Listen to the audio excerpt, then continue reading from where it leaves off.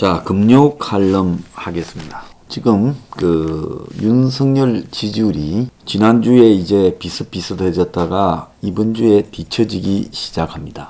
자, 여론조사 믿을 수 없다. 저도 그렇게 생각합니다. 하지만은 여론조사가 여론을 만드는 우스꽝스러운 세상입니다. 공작이 여론조사를 만들고 또 여론조사의 내용이 대중들의 실제 결과를 맞추어 가도록 만듭니다. 오늘날 우리가 아는 진실이나 실체라는 것은 그 진짜 실체는 무엇인지 아무도 모르고 그저 여론이라는 것이 미디어라는 것이 만들어가는 대로 실체가 형성되는 것이고 여론이나 미디어는 그들이 생각하는 방향으로 유도해서 여론조사로 표현되게 하고 그것이 실제 나타난 결과로도 만드는 그런 세상이 되었습니다.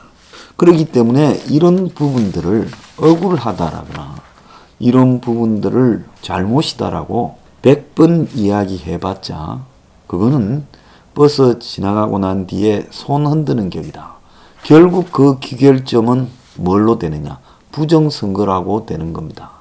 근데 부정선거는 투표함에서 바꿔치기 하기보다는 이미 투표함에 들어서기 전에 인식을 부정으로 바꿔치기 해놓는다는 걸 제가 수없이 여러분에게 말씀드렸습니다. 자, 윤 후보가 왜 이재명에게 뒤지고 있나라는 부분에서 여러 가지 이야기가 있습니다. 내분 이야기를 하고 본인이 후보가 되고 난 뒤 상당히 권위적으로 움직였다. 또 본인이 반문 문제 부분을 제대로 대처하지 못한 정체성 때문이다. 많은 이야기가 있습니다.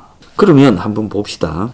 천하의 자본 덩어리, 비리 덩어리 이재명은 어떻게 윤한테 이기고 있다라는 이런 여론이 형성될 수 있을까요? 자, 그건 전부 조작이다라고 말을 하겠지만 그러면 윤은 왜 조작을 못합니까? 이재명은 할 수 있고 그럼 또 이렇게 말하겠죠. 이재명은 여당이고 문가리가 밀어주지 않냐. 자, 한때는 또 다 뭐라 했습니까? 문가리가 이재명을 두들겨 잡을 거다. 이렇게들 말을 하지 않았습니까? 그러면 이재명은 왜 그게 가능하고 윤은 불가능하느냐는 입장에서 봤을 때 그러면 여당은 항상 대선에서 끝없이 이깁니까? 정권 교체는 불가능합니까? 그럼 보수는 왜 정권을 매번 놓쳤습니까? YS도 정권을 놓쳐서 DJ에게 넘겨주고 DJ는 노무현에게 창출시켰지만 노무현은 놓쳤고 그 뒤에 이명박 박근혜였고 박근혜는 정권을 놓쳤고 또 문이 들어서 문은 정권을 창출합니까? 자, 정권 교체 사례가 여러 번 있습니다. 오늘 보면 매일경제 MBN이 갤럽에 물어서 문재인이 취임 이후에 가장 잘한 일이 뭐냐니까 31.6%가 모른다고 했습니다. 그 다음에 특별히 잘한 일이 없다가 23.4%입니다. 그럼 두 개를 합치면 55%가 모르겠다. 내지 잘한 일이 없다라는 겁니다. 그러니까 국민들의 55%가 적어도 문에 대해서 최소한 적극 부정적이다는 겁니다. 그 다음에 11.8%가 코로나 대처, 국제 외교 관계 7.4, 북한 관계 개선 7.2. 사실 이런 걸 잘했다 하는 걸 보면 이거는 문빠들이 문에 대해서 어쨌든 이유를 만들어내려고 노력한 부분에 불과하다 이렇게 봅니다. 문의 실책이 뭐냐니까 부동산이 38.4, 코로나 대처 미흡이 7.3, 특별히 잘못한 일이 없다 6.3, 민생 경제 해결 부족 4.3. 자, 이게 4.3밖에 안 된다는 것도 한국 사람들의 이 수준을 보여주는 거고요. 특별히 잘못한 일 없다 6.3과 모른 응답 거절 16.7을 합치면 문이 23% 국민이 문이 잘못한 게 뭔지 모르겠다라고 말을 하고 있다는 겁니다. 내년 대선과 관련해서 가장 중요한 점은 공약하고 정책이라고 말하고 있습니다. 집값 안정 위한 부동산 정책은 신규 주택 공급 확대라고 29.2가 말하고 있습니다. 행명 21에 갑하우스 700 문제가 여기서 나타나는 거죠. 일자리 창출을 위해는 기업 규제 완화가 28.3이라고 합니다. 이건 사실은 대중들은 별 생각이 없는 거죠. 자영업자 소상공인에 대한 손실보상 시행에 대해서는 어느 정도 동의한다가 38, 매우 동의한다가 30.8이 나오고 있다고 합니다. 자, 그래서 이런 상황에서 문이 이재명을 앞세워서 정권을 거의 창출해 가고 있다. 이재명이 어제 한 토론회에서 책임 총리제와 그리고 국회 추천 총리제에 대해서 얼마든지 고려하겠다라고 말을 한 부분은 이제 이재명과 문의 사이에 벽이 무너졌다라는 것을 이야기하고요.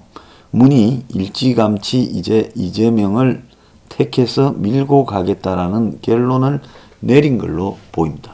자, 이렇게 되면 이제 이 뒤처져 있는 윤핵의 공작이 더 심화될 거고 대선 때 후보 구도를 통한 공작이 이제 본격적으로 진행될 것이다. 그래서 기적이 일어나지 않는 한 힘들다고 어제 제가 말을 했습니다. 그러니까 많은 윤 지지자로 보이는 사람들이 저를 나무라며 그러면 방법을 말해야 될 것 아니냐 내지는 왜 비판하느냐고 말합니다. 이게 비판으로 보인다면 참으로 방법이 없는 일이죠. 자, 제가 윤에게 하고 싶은 말은 이미 수없이 했기 때문에 정말 또다시 반복해서 한다라는 것조차도 역겨울 정도입니다. 왜 그러냐? 제가 뭐라고 했습니까? 위기가 계속 반복해서 올 수밖에 없는 특징을 가지고 있는 사람이다. 대중적 캐릭터에서 이재명은 상당히 비열한 캐릭터입니다. 대중은 비열한 캐릭터와 건방져 보이는 캐릭터 중에서요. 누구를 택하는 줄 압니까? 비열한 캐릭터를 택합니다. 왜 그러냐?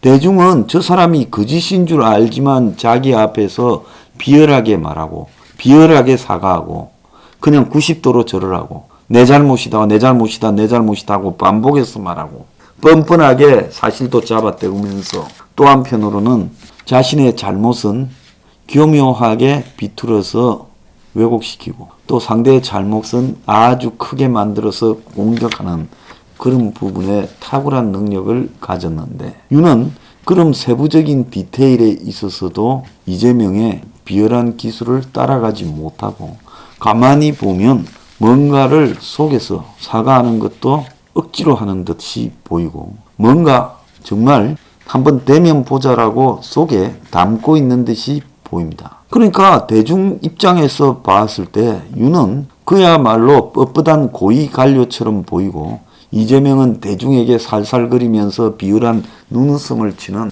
밑바닥 인생처럼 보입니다. 그런데 대선에서 밑바닥 인생과 뻣뻣한 고위 관료 가지고 비교를 해보면 비열한 밑바닥 인생이 더 좋다라고 대중이 선택한다는 겁니다. 과거에 고위공무원 출신들이 지역에 선거를 나갔어요. 자기 고향이라고 찾아보지도 않다가 선거 나가서 고개 뻣뻣하게 들고 다니다가 동네에 시의원, 도의원 출신들한테 지는 것도 숱하게 봤습니다. 대중의 속성은요, 항상 기득권을 싫어하는 겁니다. 이재명은 그 스스로가 엄청난 기득권이 됐죠. 그야말로 자기는 기득권임에도 불구하고 자기의 비천한 인생사, 집안의 한마디로 지저분한 그런 내막까지도 어렵게 살았기 때문에 남에게 드러내지 못할 부끄러운 짓이 많았다고 대중 속으로 가서 말을 합니다. 그러면 대중들은 보면요. 일반 장삼이사 집에 보면 돈 때문에 형제간끼리 벌어졌던 일들, 부모하고 자식하고 벌어졌던 일들, 가족끼리 그런 문제, 어려운 가정에서 생기는 복잡한 문제들이 다 가정에 널려 있어요. 그러지 않습니까? 실제로 보면 없이 사는 가정에 그런 일들이 널려 있는 게 사실입니다. 물론 있는 집에도 그런 일이 있지만은 없이 사는 대중들은 이재명이 우리 가정사와 비슷한 가정사를 가졌다고 그것을 허물로 인식하지 않는다라는 게 문제인 겁니다. 그래서 중요한 것은 지금 거대한 반기득권의 시대가 진행이 되고 있다는 거예요. 지나가고 나면 장기 경제 불황, 세계적 불황, 코로나 시대, 이 시대에서 기득권이 다 무너져가는 시대였다고 역사의 한 페이지에 기록될 겁니다. 한국뿐만 아니라 미국, 유럽, 전 세계의 기득권이 무너져가고 있다. 그래서 파퓰리즘이 극성을 떨고 있는 시대로 가고 2차 대전 이후에 세계가 안정되어 있던 시기가 이제 끝나고 대혼란의 시기에 접어들고 있다. 지금 남미에서 핑크 타이드라고 하는 거대한 좌파의 물결이 휩쓰는 것도 일종의 남미식 포퓰리즘이라고 봐야 됩니다. 유럽 곳곳에서 지금 포퓰리즘이 유행하고 미국에서도 유행하고 있습니다. 이런 이 포퓰리즘이라는 것은 기득권에 대한 철저한 반기득권의 형태로 나타나고 있다는 겁니다. 그래서 미국에도 민주당, 공화당이 지금 당 내부에 있는 반기득권 흐름에 아주 곤욕을 치르는 상황이 나타나고 있고, 미국 공화당은 아직도 당 밖에 트럼프에 의해서 휘둘리고 있고, 민주당도 당 내부에 휩쓸고 있는 젊은 하원 의원들의 반기득권 움직임을 통제하지 못하는 양상으로 가고 있습니다. 유럽에도 마찬가지고 프랑스 대선에서도 지금 반기득권 우파 열풍이 번져가고 있다는 겁니다. 자, 그래서 이런 반기득권 부분에 대한 지금 한국 사회에서 나타나고 있는 현상, 대중은 근엄한 자를 싫어한다. 원래 나는 천박합니다. 나는 도박도 하고, 나는 욕도 하고, 나는 폭행도 하고, 나는 더러운 과거가 있습니다.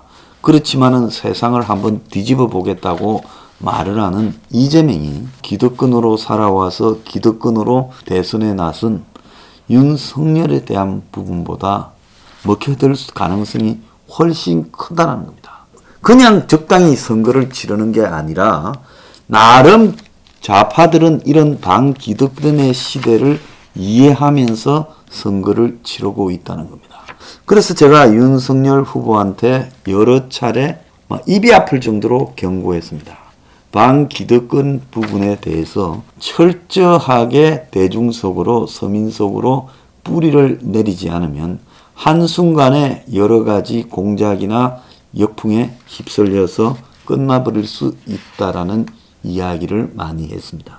지금 국민의 동당 내부에서 이 반기득권이라는 부분에 대한 대중의 잠재적인 오미크론보다 더 강한 전념성을 이해하는 사람은 별로 없다고 봅니다. 자, 그래서 혁명 20일이 지금 좌파 위에 나머지 부분에서 반기득권의 시대를 갖다가 설파하고 있지만, 혁명 20일은 지금 철저하게 언론 차단과 온갖 압박을 당하고 있기 때문에 이런 부분들을 제대로 전파하지 못하는 어려움에 처해 있습니다. 그런데 지금 보수에서 나타나고 있는 잡다한 그룹들, 윤이 지금 문제가 있다, 바꾸자 또 하면서 곧 들고 일어나고 하는 잡다한 이 보수의 지금 이 세력들은 그들의 머릿속에 기득권과 반기득권 시대에 대한 조금의 인식조차도 없습니다. 그러니까 그 사람들은 저를 보고 좌파라고 이야기하고, 더 나아가서 그들이 몰두하고 있는 부정선거나 탄핵 문제 부분을 가지고 매달리면서 저렇게 가는 겁니다. 그 열정이요, 제가 볼 때는 엄청나게 태형적으로 소모되고 있다는 겁니다. 그들은 보수를 점점 늪으로 빠뜨리고 있다는 것을 본인들은 이해를 하지 못할 겁니다. 국민의 동당은 대다수가 야당인데도 불구하고 기득권입니다. 그러니까 그들은 반기득권의 문제를 이해하지 못합니다. 반대로 저 좌파 기득권들은 이미 엄청난 기득권, 이재명 보세요. 제3부터 엄청난 기득권이에요. 그럼에도 불구하고 그들은 미천한 신분을, 태생을 바탕으로 삼아서 그들은 마치 기득권이지만 반기득권인 것처럼 말을 하고, 틈만 나면 좌파 기득권을 이용해서 돈을 땡기고 비리를 저지르지만 겉으로는 반기득권을 말을 하는 겁니다. 그런데 정작 기득권이면서도, 구기득권이면서도 뭔가를 지금 파워가 없으니까 땡겨 먹지도 못하는 저 똥당들이 아직도 기득권 흉내를 내면서 정책에서 공약에서 기득권을 갖다가 옹호하기 때문에 또 윤의 캐릭터가 기득권 형태로 딱 낙인 찍혀 있기 때문에 이 싸움이 어려운 겁니다. 그래서 혁명 21은 유일하게 지금 이 아둔한 보수 속에서 반기득권을 설파하고 있는 겁니다. 이 부분의 본질을 이해하지 못하면요, 이번 대선은 절대 승리할 수 없습니다.